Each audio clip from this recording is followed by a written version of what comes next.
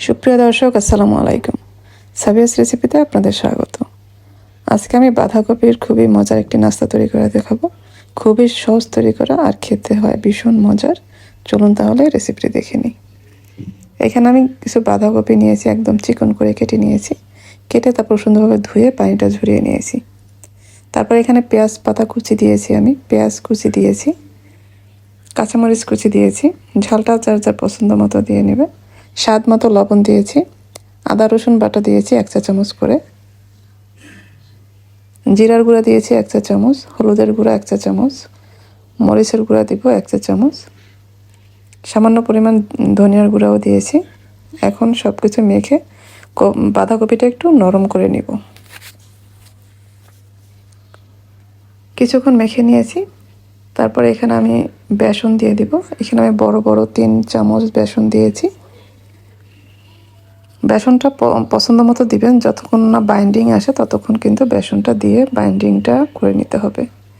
তারপরে আমি এখানে চালের গুঁড়া দিয়েছি, আমি 2-3 টেবিল চামচের মতো হবে। চালের গুঁড়াটা দিলে নাস্তাটা খুবই ক্রিস্পি হবে। ধনিয়া পাতা দিয়ে দিলাম আমি এখানে 1 মুঠ পরিমাণে। এখন সব কিছু খুব ভালোভাবে মিশিয়ে নিয়েছি আমি, আর আমাদের মিশ্রণটা একদমই রেডি। এখন আমি এখানে 3টা ডিম নিয়ে নিয়েছি। ডিম 3টা এখন আমি কেটে নিব। আমি একটা ডিম 4 পিস করে নিয়েছি। আপনারা চাইলে আরও পাতলাও করতে পারেন বা একটু মোটা করেও করানো যাবে। আমার মনে হয় এইটাই একদম পারফেক্ট। এই তো আমি সবগুলি ডিমই কেটে নিয়েছি। এখন হাতে কিছুটা আমি বাঁধাকপির মিশ্রণ নিয়েছি। তারপর মাঝখানে ডিম দিয়ে এইভাবে একটি চপের মতো বানিয়ে নিব। তৈরি করা কিন্তু খুবই সহজ, যে কেউ একবার দেখলেই তৈরি করতে পারবে। এটা আমরা আসছে যে রোজার মাসে আমরা ইফতারেও কিন্তু এই রেসিপিটা রাখতে পারি। খেতে কিন্তু খুবই ভালো লাগে, আর বাচ্চারাও কিন্তু এটা খেতে ভীষণ পছন্দ করবে। এতে আমি কিছু বানিয়ে নিয়েছি, এগুলি আমি এখন ভাজতে দিব, তারপরে বাকিগুলিও তৈরি করে নিব।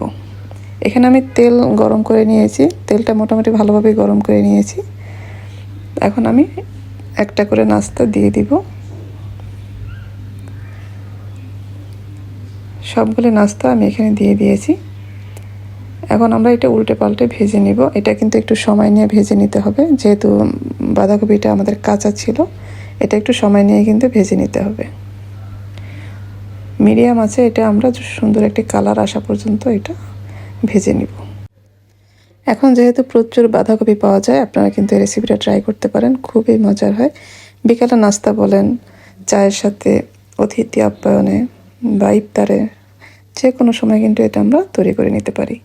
এই তো আমাদের নাস্তাটা ভেজে নেওয়া হয়ে গেছে। দেখেন কতটা সুন্দর হয়েছে আর কতটা সহজে এত মজার একটি নাস্তা তৈরি করে ফেললাম। আমি এখন আপনাদের একটা কেটে দেখাবো ভিতরটা কেমন হয়েছে।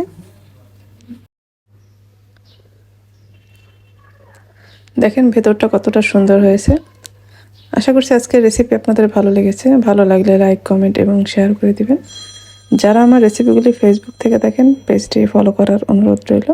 আর যারা ইউটিউব থেকে দেখেন, চ্যানেলটি সাবস্ক্রাইব করার অনুরোধ রইল। সবাই ভালো থাকবেন। পরবর্তী রেসিপি দেখার আমন্ত্রণ রইল। আজকে এ পর্যন্তই। আল্লাহ হাফেজ।